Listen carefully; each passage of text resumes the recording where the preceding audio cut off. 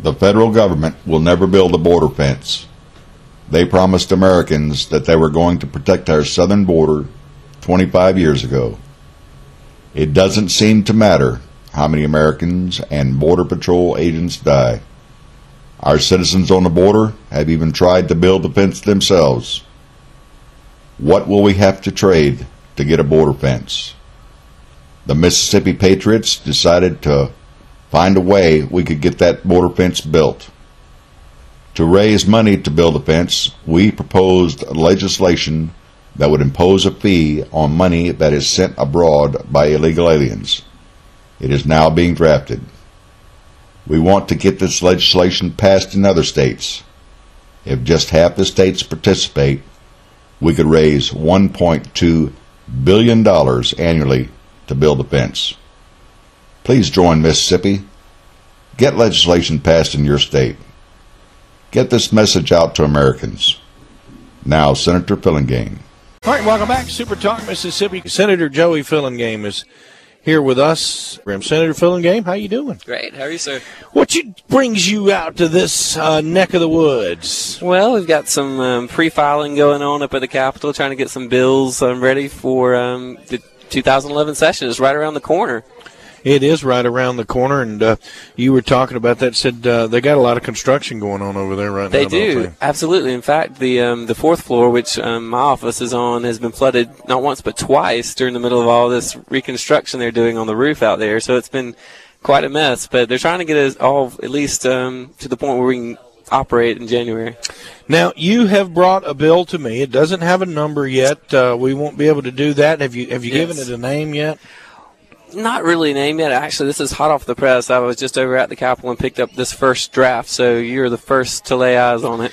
I am a big fan of this bill, ladies and gentlemen, and I would love to hear from you. This is something I have asked for and thought about for many, many years, but basically it says if you wire money out of this country or out of this state and out of this country, Mississippi wants to collect a fee from it. Right, and obviously we're dealing with the issue generally of illegal immigration. Sure. We've got several bills that will be coming through our committees this session dealing with the Arizona-style bill, but as you rightly pointed out, and I think maybe you were one of the first ones on this, Oklahoma has done a very similar bill to this. In fact, this bill is modeled after the Oklahoma legislation that puts a remittance fee if you wire money out of the country. And obviously, we know the pattern of how a lot of these illegals operate is they come here, they work for a couple of months, half a year or something, and they're constantly wiring money back home to Mexico or Guatemala or wherever. Sure, taking money out of our economy. Taking money out of our economy. We're never going to see that money again. And so what this bill does is it puts like a $5 fee up to $500, and after that,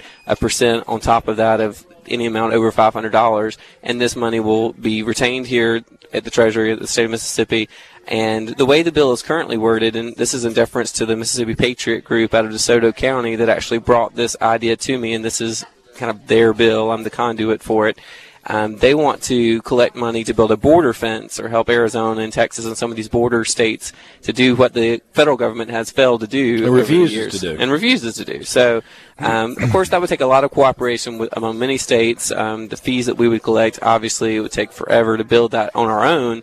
And, you know, the policymakers at the state level may have a better use for the money, but the primary point of this legislation, as you pointed out, and I think it was effective, it has been effective in Oklahoma, and it could be effective here, is to put a fee on those people wiring money back home to Mexico or other places out of the country. Which I mean, it's all targeted right there for them to do it. You look at the Western unions and the different people that transfer money, they've obviously got it set up to patronize to the people that are here per se, illegally or not, but they're here right. Taking jobs and taking money and taking it out of our economy, taking it out of circulation and sending it back there, and they're collecting a fee. Oh, sure, they're making money. The wire transfer people are collecting a heck of a fee, but yet we do nothing, and we do nothing to do with that. Now, obviously, this is not you're not blaming the fact that people want to send their money back out of this country to another country, but this is once again another part of illegal immigration and the way it affects the state of Mississippi. Right. We have people like Mira and places like that want to act like this is the greatest thing since sliced bread, but it's not. It is devastating to our economy here in Mississippi, Sure. isn't it? Absolutely it is. And in a time like this with a 2-3 year recession going on, I think maybe we become more sensitive to those areas where money is flooding out of the country and not coming back in. And for anyone who might be concerned and playing devil's advocate here, and I'm an attorney by trade, so I do these things. That says, well, what if my kids are down, in Cozumel on spring break In or whatever? trouble, I need to send money. There's actually a provision here that allows any state citizen a tax refund equal to the amount of the fee collected. So a Mississippi resident legal citizen that has to wire money to London or to Guatemala or wherever, because of their kids out there partying too hard on spring break, they're going to get a tax refund equal to the amount of the fee. So they're not going to be penalized in this process. Senator Fillingane, when the pressure's coming on this deal, you're going to catch it.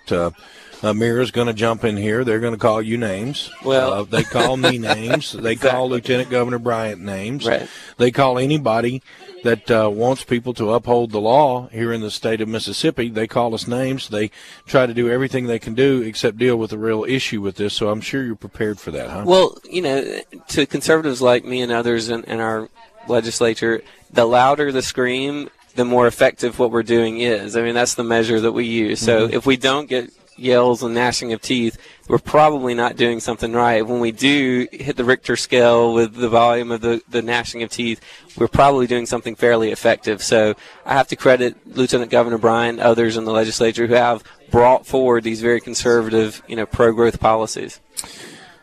Any idea, have you communicated any of this, any of these intentions with anybody in the House or the leadership in the House? Do you obviously, there's been some issues in the House. There's a chairman of a committee over there who happens to be the president of the Mississippi Immigrants' Rights Alliance. So Right. We know that there's going to be some opposition when it gets over there, should it get out of the Senate. Sure, but the funny thing is, and you've probably been a scholar and student of this, the closer you get to a re-election year, many of these so-called moderate to conservative Democrats in our state actually have to start voting like moderate to conservative Democrats.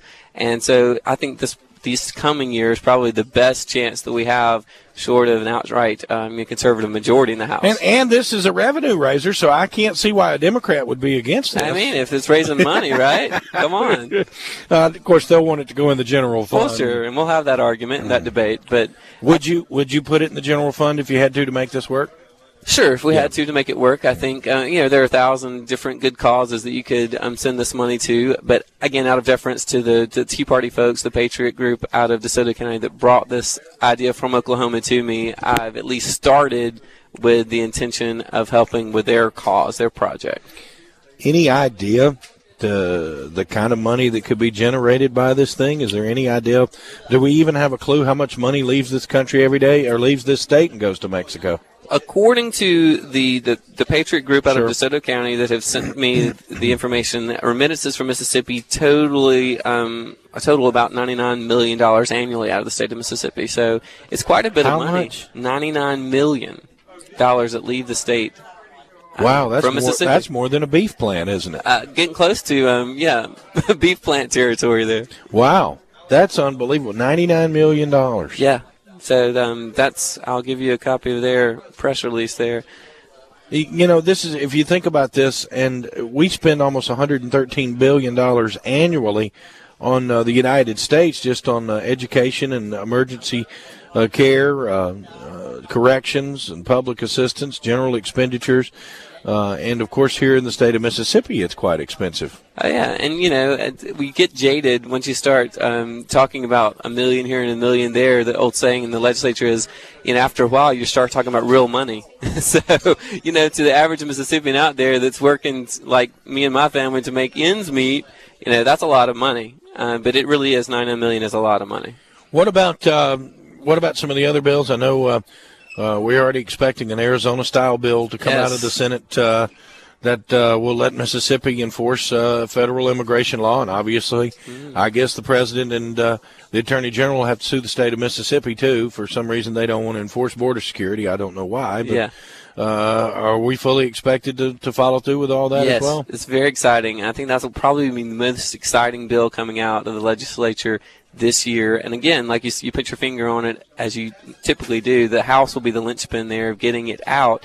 But I know there are a lot of conservatives in the House, both Democrat and Republican, that are working very hard to build the support to get it out of the House.